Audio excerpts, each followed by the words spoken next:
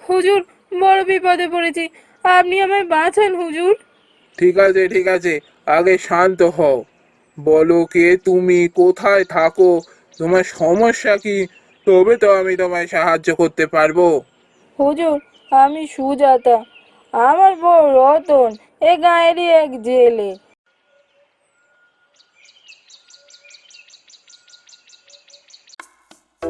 এরপর বেশ কয়েকটা দিন কেটে গেল, কিন্তু অবস্থার কোনো উন্নতি হলো না। রতন যেমন সারাটা দিন বাড়িতে শুয়ে শুয়ে ঘুমোয়, ঠিক তেমনই ঘুমোতে লাগলো।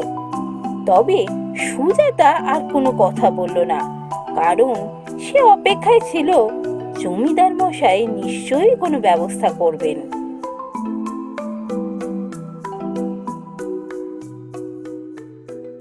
একদিন সকালবেলা হঠাৎ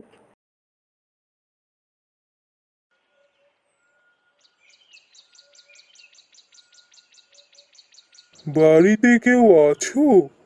আমি খুবই তৃষ্ণার্ত, একটু জল হবে? এ কি, এই যে দেখি এক সাধু বাবা! আসুন আসুন বাবা, ভেতরে আসুন।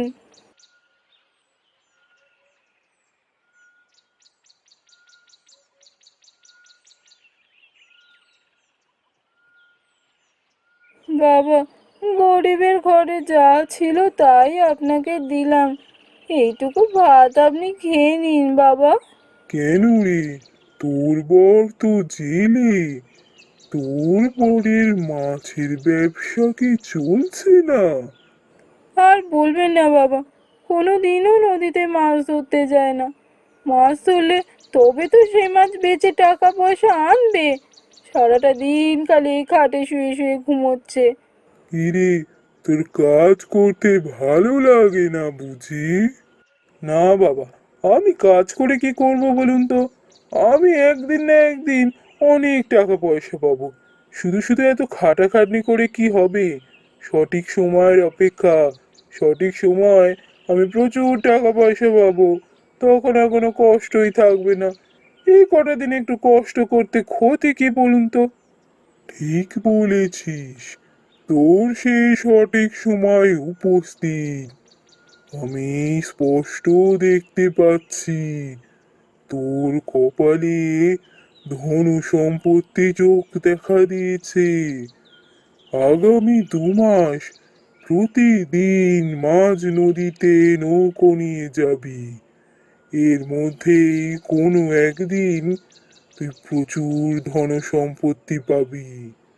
মনে রাখবি, একদিনও বাদ দিবি না, রোজ যাবি নদীতে।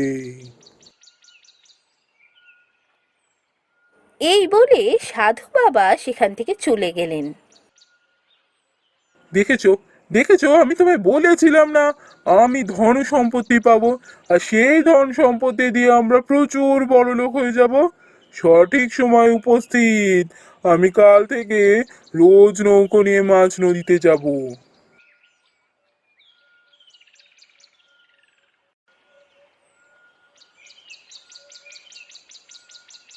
পরের দিন রতন সকাল সকাল নৌকো নিয়ে মাঝ নদীতে উপস্থিত। ও, এই নদীতে আসা কি যে কষ্টকর, এই জন্যই আমি কখনো মাছ ধরতে আসি না।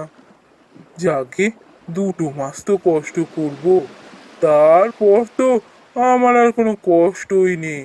পায়ের উপর পা তুলে বসে খাবো আর সারাটা জীবন কাটাবো, প্রচুর ধন সম্পত্তি পাবো।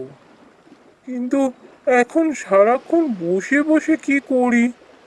উম, নৌকোয় তো জালটা আছে, কটা বড় মাছ ধরেই নি। বসে থাকার থেকে মাছ ধরা অনেক ভালো। রতন বেশ খানিকক্ষণ মাঝ নদীতে থেকে মাছ ধরল। তারপর সে পাড়ে ফিরে এলো। না, আজ আর কিছুই তো পেলাম না। বাড়ি ফিরে যাই, আবার কাল আসতে হবে। কিন্তু এই মাছগুলোকে নিয়ে আমি এখন কি করি? এতগুলো মাছ বাড়ি নিয়ে গিয়ে বা কি করব? বাড়িতে তো মাছ ভাজার তেলও নেই, কাঁচা কাঁচা মাছ তো আর খেতে পারবো না। এক কাজ করি, কষ্ট করে বাজারে গিয়ে বরং মাছ কটা বেচেই আসি, ওরা টাকা পয়সাও আসবে, বউটাও খুশি হবে। যাই, বাজারের দিকেই যাই।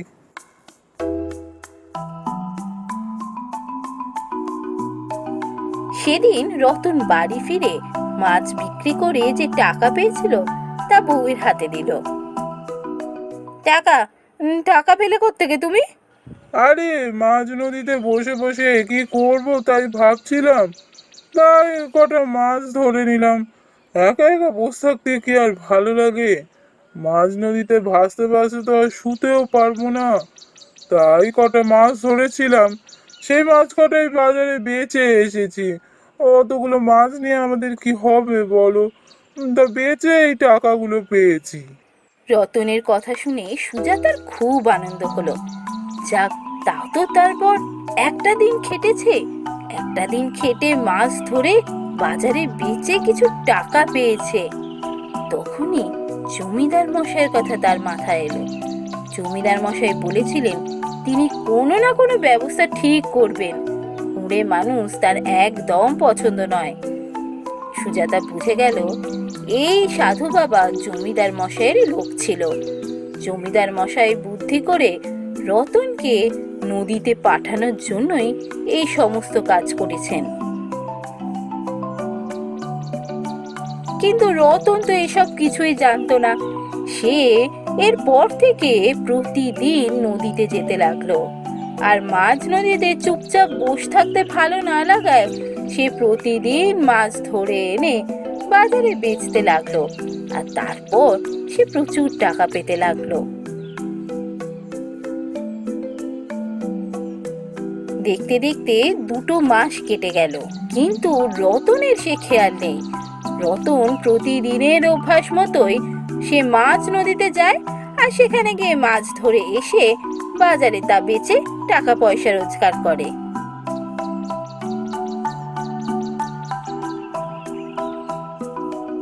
এইভাবে বেশ কয়েকটা দিন কেটে গেল। একদিন হঠাৎ রতন যখন নদীতে যাচ্ছে, কি গো রতন, মাছ ধরতে চললে নাকি? এই মাছ ধরতে যাচ্ছি আর কি। যাক, বউঠান তবে তোমাকে বাড়ি থেকে বার করতে পেরেছে, তোমার কুঁড়েমি কেটেছে তাহলে, কি বলো? এই কথা শুনে রতনের যেন হুঁশ ফিরে এলো।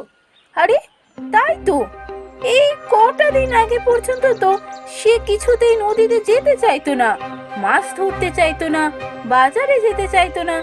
তার জন্য তার বউ তাকে কত গঞ্জনা করেছে। কিন্তু এখন সে তো নিজেই যাচ্ছে নদীতে।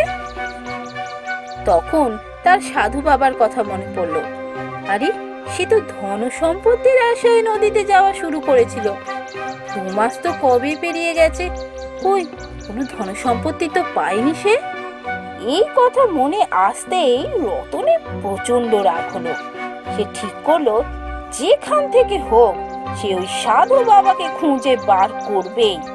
বেটা ভণ্ড সাধু একটা, বাড়িতে এসে মিথ্যে কথা বলে গেল।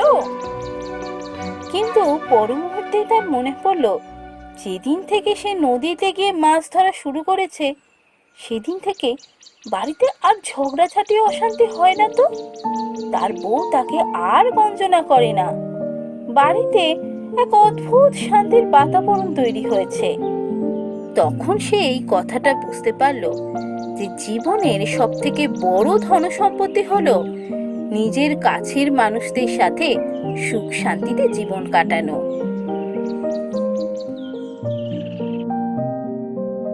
আর তাই এরপর থেকে সে আর কোনোদিনও কুঁড়েমি করে বাড়িতে শুয়ে কাটায়নি।